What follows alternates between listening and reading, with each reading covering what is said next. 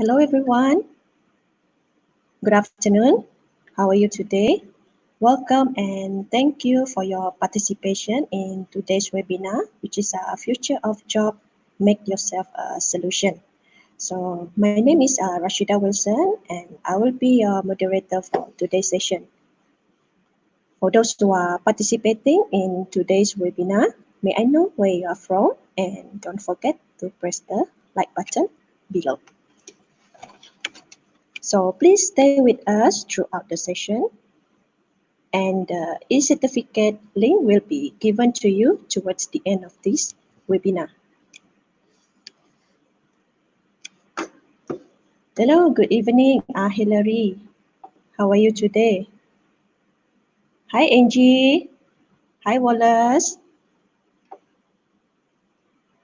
So we are still waiting the participant to join today's webinar. So I hope you guys stay with us throughout the session. So I hope you guys can sit back, relax, and enjoy today's webinar.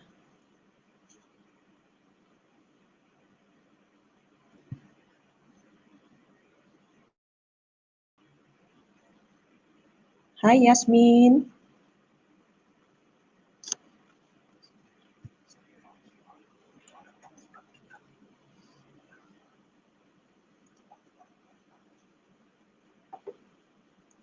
Hi, Cassandra.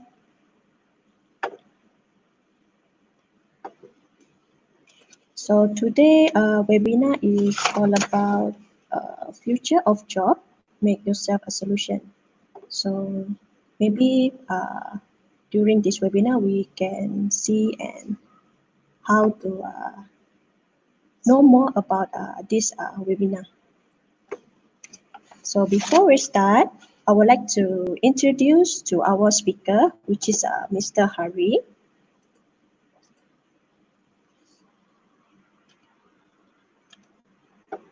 Okay, Mr. Haritharan Devanthran has been in education since 2009.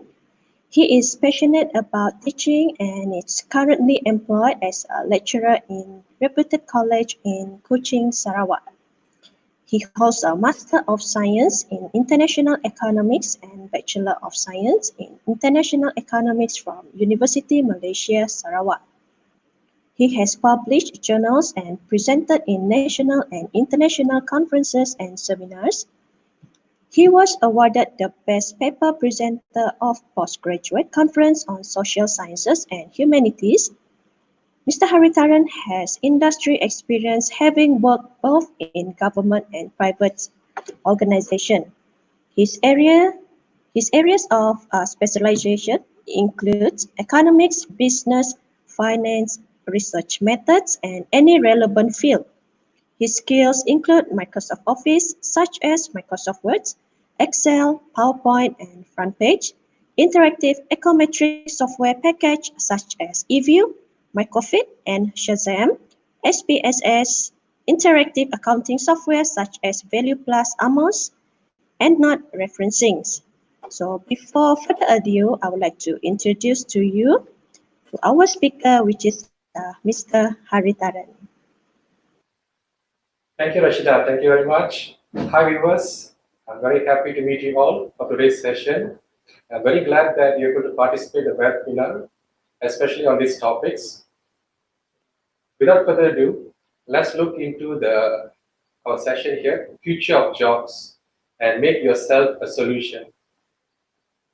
So over here, friends, you will take note, the solution is we ourselves.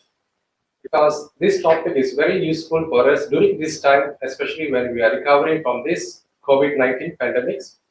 At the same time, we see a lot of retrenchments. We also see a lot of restructuring happens in any organization. It doesn't matter the size. So it's just that how are we going to prepare ourselves for these future jobs, which is going to be created soon or it's already been existed. In order for us to look into the direction of this particular session, I would like to encourage the viewers, please do consider how the existing jobs are changing and new ones are emerging. The reason because without knowing the job environment, it will be very hard for you to actually pursue which job is suitable for you based on your passions. At the same time, some of you become ambitious or into a particular occupations. Maybe the job is no more exist anymore. So over here, we have to know how is the existing job is changing. At the same time, what are the new jobs being created for us in the job market? Furthermore, we also need to explore in terms of types of jobs which might develop in the future and how are we going to get prepared for it. So preparation is very important starting today itself. Okay? Towards the end of this section, friends, I would like you to describe some changes, be able to describe to others, be able to understand that what are the changes that happened and what are the new jobs. Is it the new jobs able to suit your passions? At the same time, every job needs skills. And what are the attitudes you need to have in order to make sure you're successful in the job market in the future? Or those are already a working adult in the current market, you can actually know how to further innovate yourself in these matters. Let's look further in terms of global seekers mindset. Most of the youth employment, I'm looking at the youth mainly over here. Most of you are interested to look into what are the new job opportunities exist in the market. 90%, everybody want to hear what are the new jobs exist. Is it suitable for my interest and passion? But eventually, what happened here was the interest of hearing about a new job, but drops as you are you really actively looking for a new job? There is an interest, but when you're actively looking for a new job, it drops. Only 36% is actually interested or actively looking for a new job. That means you every 2 or 3 years you change your occupation or you change your organization. So over here, there's a lot of interest, but very little active looking for a new job happens. Most probably, you do not put a self-effort for it. So let's look further. Okay, on this matter, friends, when you look into the job environment, a lot of us like to settle down with a monthly or a weekly wages, consistent income, which is very good. Everybody want to have a stable life, which is the majority of people in the market. So this kind of job actually is due to the job market situation. It's provide you such an opportunity to have a wage or salary monthly basis. But only 2% of the employers in the market able to provide this. So such a small margin of people who actually enterprise their skills and the ideas into the market. If you look further, there are also people like 34% of them own enterprises. So it's more like startups. They're now only growing and need further establishments in these sectors. And only a few number of people contribute in family business or contribute to the family working style. So majority of people in the market are fixed with a consistent income. But if you look into a second graph here, 61% are preferable informal jobs, contracts, temporary, part-time. They prefer that because they find it flexible. So flexible job is actually exists in the market. But there are 39%, about almost 40%, they prefer formal jobs, which is all the while it's consistent, same processes. They kind of go with what is set for them. Okay, if you look into the third graph here, you will see that majority of people in the job market are under the category of non-poor. That means that they're above poverty line. So that means that the job market provides this actually to do away this poverty from their life. But of course, there's about 7% are still in the extremely poor. Okay, I hope that most of you are blessed to be on the non-poor side, present to the future. Let's look further, friends. Okay, over here, what are the changes happening? When you look into this particular graph here, friends, you find that there's employment in each sector against sectors in terms of automation. So when you look at it, there are remaining employment in the old sectors keep on increasing.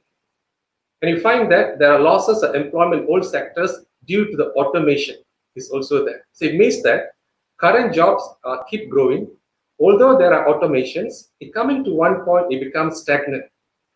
So after that stagnation, there is space for innovation. So new employment in the new sector demands innovation. Innovation here is not just in terms of the processes, the method, how you think, how you do things, how do you simplify. All these are involved innovations. So over here, you have to ask yourself, are you an innovative person? Do you have an innovative idea? Do you do your daily processes innovatively? Do you looking for some sort of changes happens constantly or not? If you are such a person or such a personality, you will definitely able to adapt into the current job market because innovation is a must. Let's look further, friends. Okay, in this graph, most of the sectors are facing unemployment higher than job openings, except a few sectors. For example, the professional and the business services are actually providing us a larger job openings, whereas unemployment is almost more, but it is not overtake the job opening. That means more people are being employed in this sector. Furthermore, in terms of healthcare and social assistance, there are actually more job openings. So over here, friends, you have to get to know, constantly check with any job markets report and so on, that what are the jobs are being created or being job offers happens in which sectors mainly. So it will be provide you an opportunity that, okay, I have a potential here, I have an opportunity here, so I will go for it.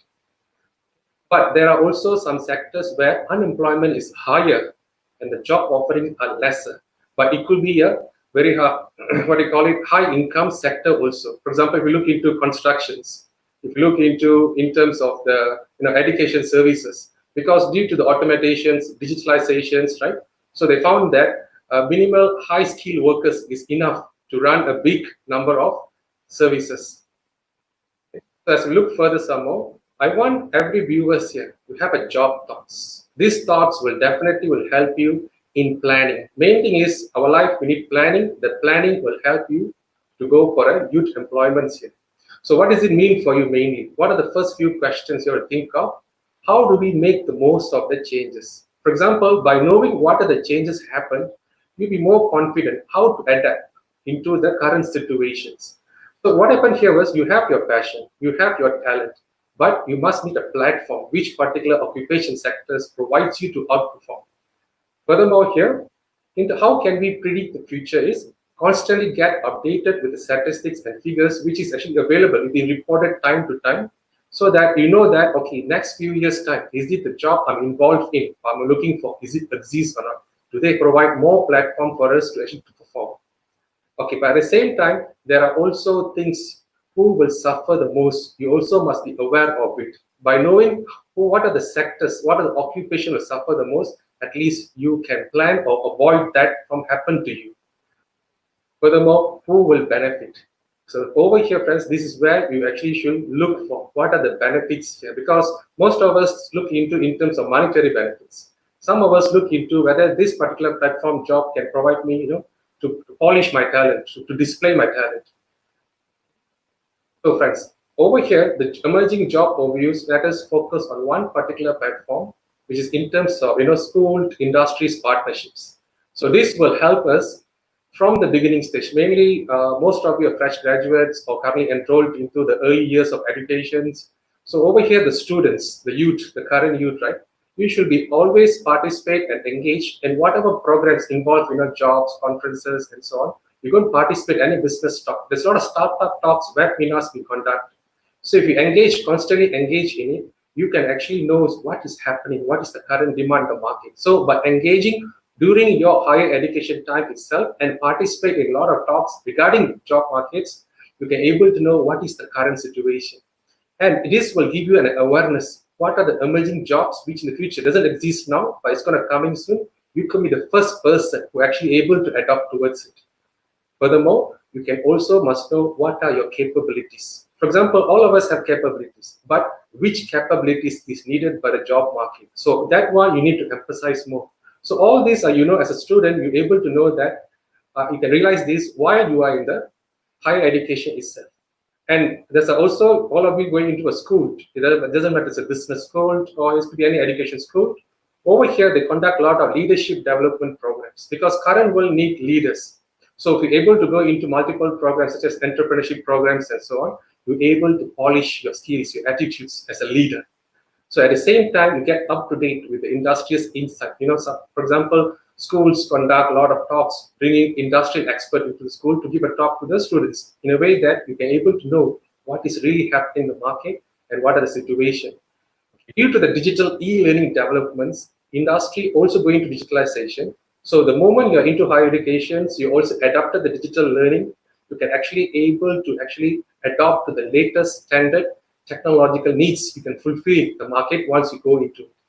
And furthermore, teaching and learning will be very innovative. For example, in the last few months, we have actually been more digital than analogs in a way that eventually the situation pushes into a digital usage, a user mainly here. Okay, towards the end, we have the industry here have to play a role that once the students are ready, schools are ready for it, and industry able to collaborate with them, we're able to see there's a lot of matching can be done. That by the time you even graduate, you got a job placement. So furthermore, we also try to boost up the small medium enterprises. We're able to become a science, technology, innovative kind of workers in the future. But there is a two-way. Either you're getting employed or you become an employee itself, an entrepreneur itself. So there are a lot of engagement happens here between schools and industry. But student, you have as a youth, you have to participate in it most of the time. And towards the end, every industry players should have at least a social responsibility to look into this youth employment. So because most of us are technology oriented, some of us are human oriented. So both must collaborate together. Without this true collaboration, you are unable to what they call it, fulfill people's personal aspirations, and we are unable to unlock the potential. So friends, over here, I would like to give you an idea what kind of jobs sustain, what kind of jobs will actually develop.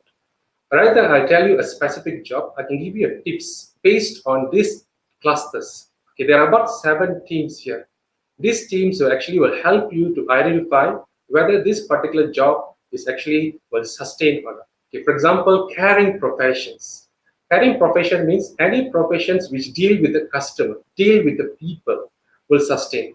Okay, for example, we look into healthcare sectors, most of the times it deals with the patients and the customers. We look into business, there's all the time we only constantly contacts with the customers and clients. So over here, when you're into caring professions, automatically the job sustain, the job will evolve. Later, but next will be go into data and artificial intelligence. Okay, today's world, there's a lot of digital players, data scientists, content creators, and so on. So those who are going into these kind of new occupations, you can actually able to evolve even more further. So data and artificial intelligence is the futuristic. Look into a third one, engineering and cloud computing. Is it any of your job related to cloud computing? Mainly, you have to be able to store the data. So data storage management has become upcoming. A lot of companies demands this. Can you hear? And then green professions. So you have to think back carefully that environmental must be sustainable. Environment.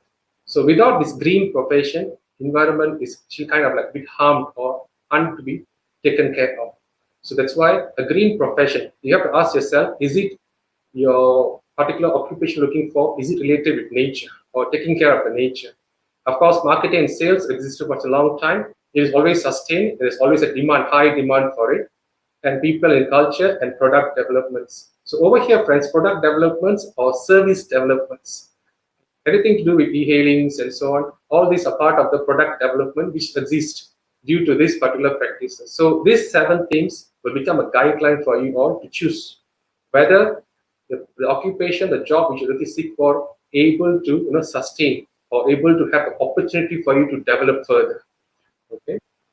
So let's look into this particular part, predicting the future. I might say it's more like we just look into the forecast of the changes happens. For example, in terms of skills and attitudes here, friends, if you look 5 years back, there are about 10 top skills which is highly demanded. One of it was maybe complex problem solving. But in this year, mainly, right, complex problem solving becomes second skill. The first is actually becoming the people's management. So the reason why I show these 3 particular tracks, in the next 10 years time, complex problem solving is become number 8. That means that it's not the important what skills needed. So over here, what happened here is, are we able to adapt into this particular skills, or are we able to change our skills according to the time changes happens in the business environment? So that's why once you get to know this, only the education industries are actually following this in terms of their syllabus, in terms of the learning outcomes. Industry also, actually this due to the industry actually identified for that. So what type of future skills workers they need mainly. So we have to constantly get updated. So because we thought that we have self-polished on particular skills, let's say creativity. But if you look into the year 2030, creativity is not in any of the top lists of the skills they needed. So are we aware of this? Maybe you have changed into a different form. There is fluency of idea rather than creativity. Do you able to give us, full flow of ideas for some changes happens? So in a futuristic, in the 10 years to come, friends, judgment and decision making is very important because it is definitely going to affect the cost and benefit of the company. And then fluency of ideas. Do you able to come with multiple ideas in terms of anything, any challenges, any situations? Active learning. So over here, what happened here was active learning is actually throughout your entire life. We must keep on upskill ourselves in terms of all the things we actually came across. And of course, your learning strategies, your originality, because due to the Google search engine, we find there is a lot of ideas available. But is it your self-created ideas came from it? Because most of us, we just adopt, copy and adopt. So originality is very important. So all these friends and skills that upcoming. Currently, there are some set of skills, but in the future, up 10 years to come, you must eventually polish the new skills which needed in the market. Let's look further. Okay, friends, when you're going to give a review on this particular topics, friends, are you able to get some insights? Okay, for example, you get to know what are the patterns exist in the market. Second thing is what are the jobs, criteria or themes exist in the market.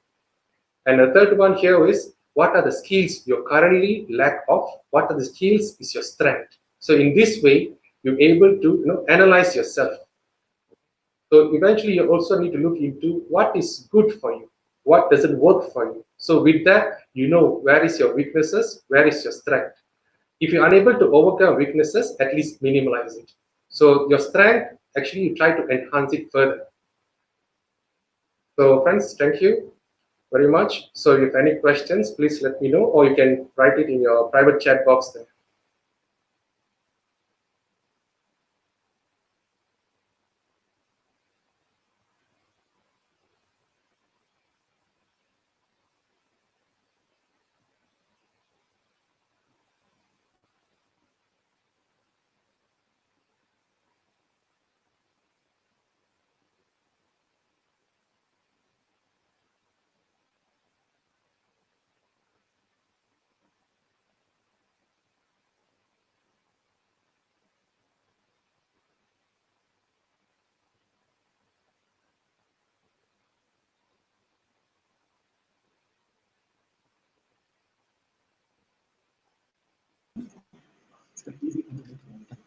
All right, thank you, Mr. Hari, for your sharing today. So if you guys have any question, please send the question to our comment below.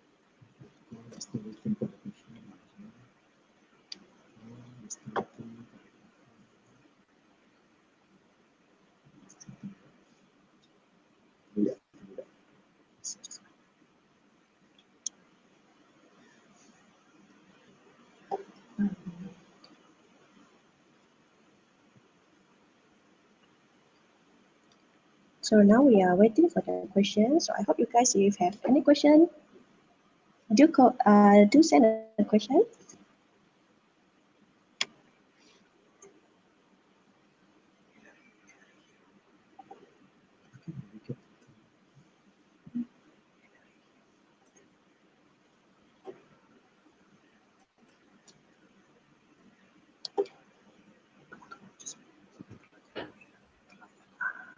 Okay, so we do have a question for Mr. Hari today.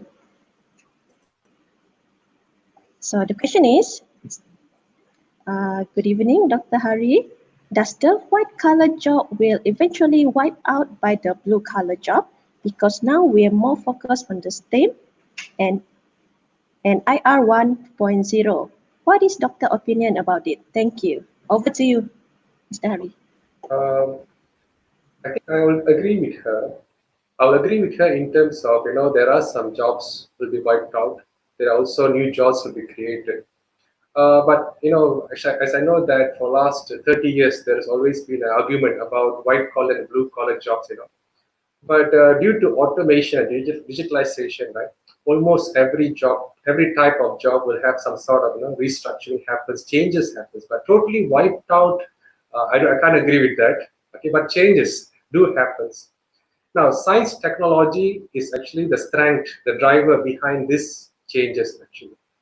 So what I feel is whatever revolution, whether it's IR 4.0, in the next 10 years is IR 5.0, integration between robotic and humans, whatever happens, it is an external changes. It is external changes. But here in my section, I'd like to pinpoint how are you ready for it? What are the changes you make in yourself in order to ready for it? Because if you are a person, a personality which can adapt to any changes happens, right? You can able to sustain this, able to actually utilize the new opportunities which came. Because this is a developing country. There's a lot of countries in the world in the developing stage. The moment we say it's developing, it will become like what happens. There are a lot of opportunities. There's a lot of things we need to improvise. So that's why I said I disagree with the word wiped out. But at the same time, I will say that changes do happen. Are you ready for the changes? And of course, science and technology and digitalization is very important. It's the driving force behind this changes. And of course, industrial IR 4.0 for a third world like ours is very important. We are looking towards that. But I'm looking into another 10 years to come, IR 5.0, which is, assimilations happens between robotic and humans. So it is undetermined when is the changes really happens, but are we ready for it? But somehow I did not discourage your passion or ambitions. It's always with that. But you need a channel to show that, right? So is that one my main emphasize focus on this? Okay. All right. Thank you, Mr. Hari, for your comment. So we do have another question, okay, from our viewer, which is Mr. CN Daus. Okay, the question is it possible to remain on one occupation throughout our life? Over to you, Mr. Hari. Well, I don't, what I call it, deny this. I've seen some personalities who actually remain in one occupation. Maybe there are some, promotions, or maybe they just remain the same. I do see. But if you look into the future, if you just remain in one occupation, you only experience one possibilities of life. But when your talent is so much, your passion is so big, right? It's good to have, what it changes in your occupation. If you're going to remain in the same sector, it's not a matter, but you must innovate. You must come to a variety of occupation. It's like you're enjoying the possibilities of life. For example, job rotations, 3 to 4 years, or change an organization in 3 to 4 years. Create a profile which shows that you have multiple experience with multiple organizations. That will be a better strategy. That will be a very good job market experience. So this will actually polish your skills, polish your attitudes towards the market. So in this way, possibilities of having one occupation, it does have, but it is a very what I call it minimalistic occupation. So I encourage you to go out, look for more occupations. You try to have changes in occupations time to time if possible, because a lot of us like to be in a comfort zone. Once you're in the comfort zone, you feel like, oh, life is heaven here. Some of us doesn't want to lose your contacts or networks in that sector. But when you move on to another sector, you create a new one. You also adapt into a new one. For example, like for so many years, if you just say you're in the finance sector all the while, right? Suddenly you go into a healthcare sector. You can bring the knowledge from finance sector into healthcare sector. So over the healthcare sector will have some benefits. So that's why I encourage you not to remain in one occupation throughout your life. Or if you're going to remain in the same sector, please do some upskilling to upgrade, get promoted. Or even you can be self-enterprise. With so much knowledge and some training and consultation companies you can involve in that. You can establish a self-entrepreneurship. That will be much better possibilities. Okay, thank you so much for your sharing, Mr. Hari. So I hope it's answer your questions for CN Daus. Okay, so we do have the third question, which is from Hilary Hill. Okay, the question is, does our current education today do prepare our youth to face IR 4.0 because our education always changes all times. It looks like we don't fully prepare for it. Over to you, Mr. Hari. Well, I will say that current education today is actually constantly changing according to the market changes, the business environment changes. The reason that we don't feel it, for example, like just say Hillary's as a student, maybe she doesn't feel it, maybe because of the there are certain skills she's been exposed and polished first, maybe during her first year or second year. But as you go on to your final year of studies, right, you kind of open up your mind that you're able to realize, okay, and not just stick ourselves with courses given in your programs. We also must participate in other workshops, whether internally contacted by the college or externally. Because that's why I said, as a student, don't just stick with your routine life in terms of subjects, assignments, examinations. We also must participate. For example, like if you go into entrepreneurship club, you're able to see a lot of talks, webinars, programs, startup programs that you've been exposed with. So in a way, that education is there as a base, but your personal exposure with the external world is also a these there. In a way, you're able to balance it. Because if everything is going to be conducted in the education system itself, right, it is not possible. We can't be expecting 100% in it. So at least education system prepare you the base for it. And from there, they channel you. At the same time, there must be some sort of self-initiative must be there also. So when you're self-initiative, at the same time, there is an institute or you're into some sort of higher education, right? So that will give you the base for you in order for you to prepare. Okay, for example, just say you're 100% prepared, right? But you're facing a constantly changing environment. So when you say I'm 100% prepared, but the environment is constantly changing, that means you're not fully prepared. You never had the chance of 100% fully prepared. So that's why I say there is preparation. You must get yourself exposed with it. Either you've been exposed or you get self-initiated to expose with what the changes are. So in that way, you are actually constantly being prepared for the whatever, whether as an employer or as an employee, there is always what I call it, we need an active learning, constant exposure. Without this active learning skills in you, right, it's very hard for you to actually to adapt to the changes. So in that way, you feel like I don't fully prepare for it. So we have to change this self-initiative, but higher education, the qualification, whether it's a bachelor, master's, or PhD, or anything, which is actually even we have some sub-courses. These are very important. We must get exposed with it. We must participate. We must continuously learn and adapt towards it. Okay, thank you so much, Mr. Hari, for your answer. So we do have another question for you, Mr. Hari, which is from Chris Wong. Okay, so his question is, Doctor, remaining in one occupation doesn't mean remaining in comfort zone. We shall upgrade ourselves from time to time. Over to you, Mr. Hari. Actually, if you look at it, what I mean by one occupation, but you actually keep on upskilling yourself, expose. Because over here, for example, like if you're involved with, for example, in the marketing sector, for example, sales and marketing.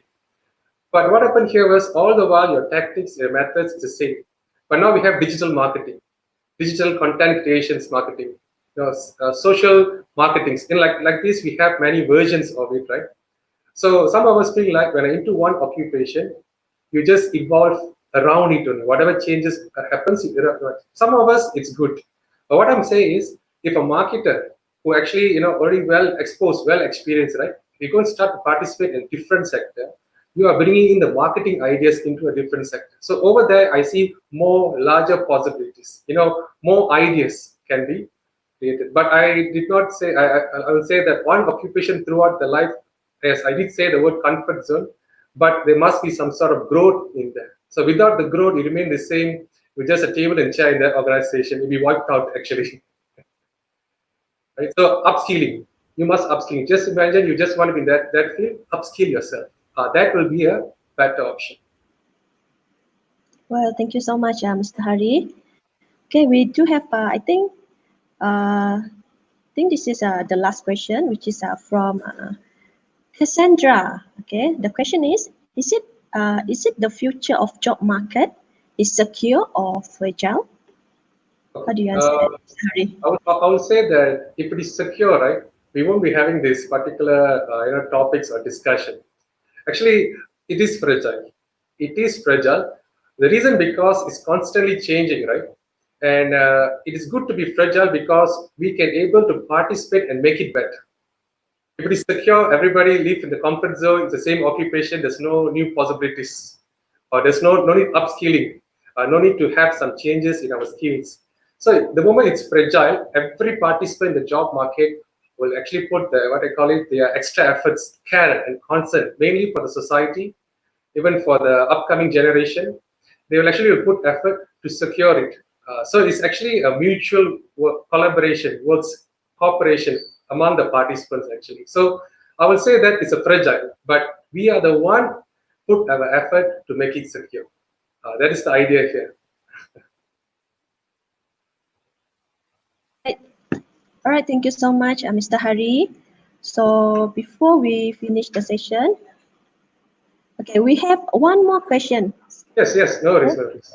One more question for you, Mr. Hari. Yes. Okay, the question is, what about if he or she, for example, taking free online course like Coursera MDEC or Malaysia MOOC, does it help him or her in upskilling his or her skill? Thank you, Dr. Hari. What is the intention? Are you going to seek for a new knowledge or exposure? I would say definitely yes, because this platform creators, content creators, are professional, are experts.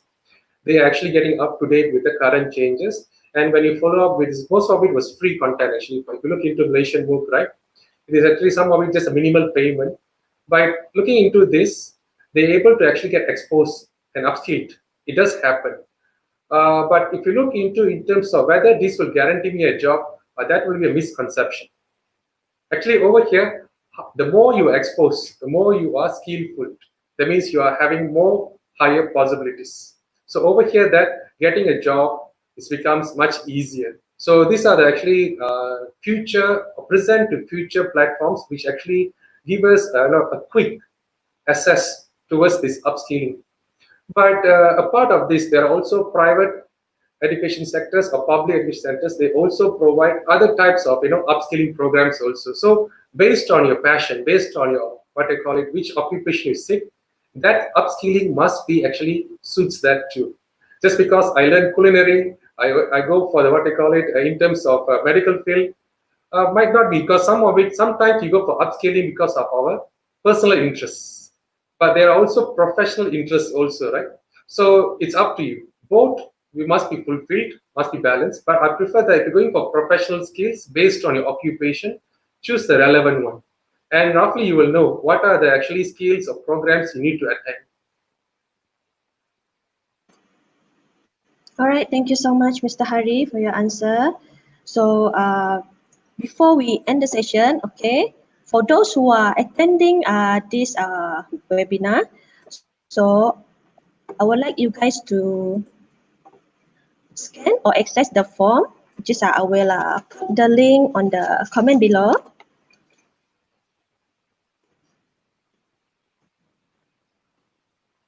Okay, this is the link that for you guys to access to get the e-certificate. So do click the link and then fill up your details and everything, and then just send your particulars.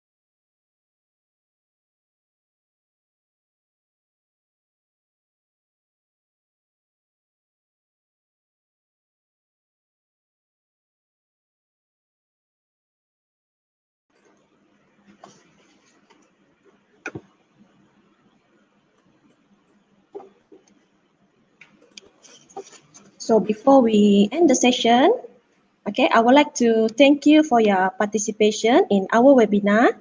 So we treasure your time with us today and we look forward to seeing you next time for our upcoming webinar. So Mr. Hari, do you want to say anything to our viewer? I hope that this session will be beneficial in terms of creating awareness and get to know things, how to analyze or study the market. A simple guideline actually, mainly, so that they will be able to have the confidence what they want, able to pursue what's their passion and ambitions about. At the same time, it must match with the industrial markets, needs and expectations. Right? So I hope that this creates some sort of a fire in you in order to actually pursue it. But of course, do not lose hope. Do not lose hope. There's always a future for all of us. All right, everyone, thank you so much for watching, and then please be safe and take care.